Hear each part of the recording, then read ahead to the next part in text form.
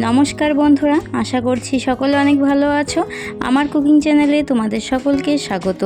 আজকে আরেকটি নতুন রেসিপি নতুনভাবে তোমাদের সঙ্গে শেয়ার করে দেখাবো। আজকে বানিয়ে দেখাবো কটকটি। এইভাবে খুব সহজেই এই রেসিপিটি বানানোর জন্য প্রথমে এইখানে নিয়েছি ময়দা, এইদিকে নিয়েছি কালো জিরে, চিনি, স্বাদমতো লবণ, বেকিং পাউডার। বেকিং পাউডারটা কী জন্য নিয়েছি একটু পরে বলে দিচ্ছি। রেসিপিটি বানানোর জন্য এখানে শুধুমাত্র সাদা তেলেরই ব্যবহার করছি। এবারে ময়দাটাকে খুব ভালো করে মেখে নেব।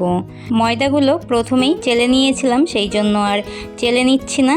এইখানে পরিমাণ মতনই চিনি, লবণ, কালো জিরে আর সামান্য বেকিং পাউডার ব্যবহার করেছি। দিয়ে দিচ্ছি 2 চামচ মতো সাদা তেল, দিয়ে ময়দাটার সাথে ভালো করে মেখে নেব।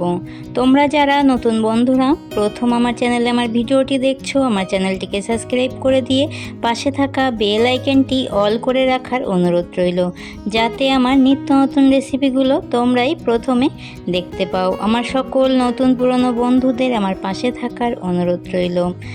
ময়দাটাকে খুব ভালো করে মেখে নিয়েছি। এইভাবে হাতের সাহায্যে যখন একটা শক্ত মুঠো মতো হয়ে যাবে তখনই বুঝতে হবে ময়দাটা তেলটার সাথে খুব ভালো করে মাখা হয়েছে। এই রকম শক্ত মুঠো যদি না হয় সেই ক্ষেত্রে আরেকটু সাদা তেল দিলেই ময়দাটা ওরকম শক্ত মুঠো মতো হয়ে যাবে। অল্প অল্প জল দিয়ে একটা সুন্দর ময়দার ডো মতো করে নিয়েছি। ময়দার ডোটাকে সেট করার জন্য 15 মিনিটের জন্য ঢেকে রেখে দিয়েছিলাম। 15 মিনিট হয়ে গেছে, চলে এসেছি। ময়দার ডোটাকে আর একটু ভালো করে মেখে নেব।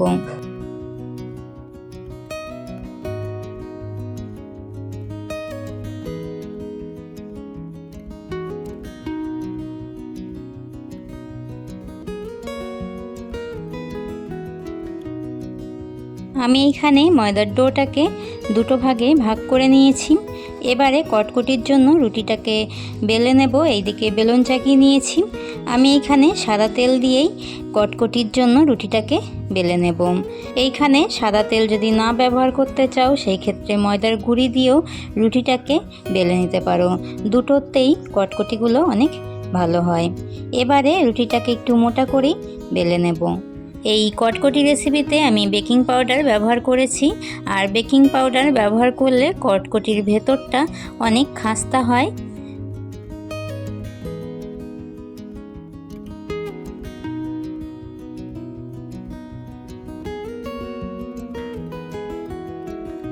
কটকটির জন্য রুটিটাকে একটু মোটা করেই বেলে নিয়েছি, তোমাদেরকে দেখিয়ে দিচ্ছি। ঠিক এই রকম রুটিটাকে মোটা করে নিয়েছি। এবারে ছুরির সাহায্যে কটকটির সাইজটা করে নেব। আমি এইখানে 2 রকম কটকটি বানাবো, একটার সাইজ একটু বড় আর একটা সাইজ একটু ছোট করে। এইখানে কটকটির সাইজগুলো তোমরা তোমাদের মন মতো করে নেবে। আমি এইখানে 2 রকমই করে তোমাদেরকে দেখিয়ে দেব। এখন আমি যেইগুলো করছি এইগুলো বড় কটকটি সাইজের জন্যই করছি। এর পরেরগুলো আমি একটু ছোট ছোট করে নেব।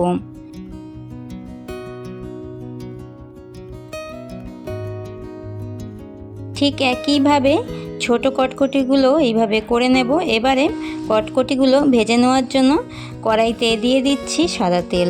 তেলটা প্রথমে খুব ভালো করে গরম করে নিয়ে গ্যাসের আঁচটা একদম লো ফ্লেমে করে দিয়ে কটকটিগুলোকে এইভাবে ভেজে নিতে হবে।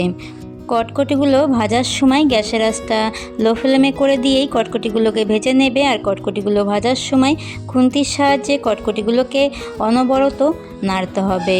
এইভাবে কটকটিগুলোকে ভেজে নিলে কটকটিগুলো খুব সুন্দরভাবে ভাজা হবে।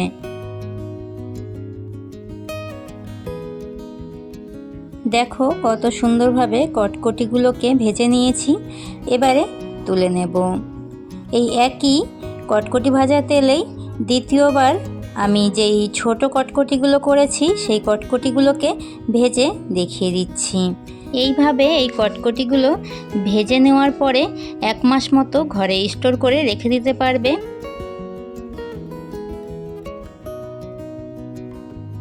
আমার এইখানে সব কটকটিগুলো ভেজে নেওয়া হয়ে গেছে, তুলে নিচ্ছি।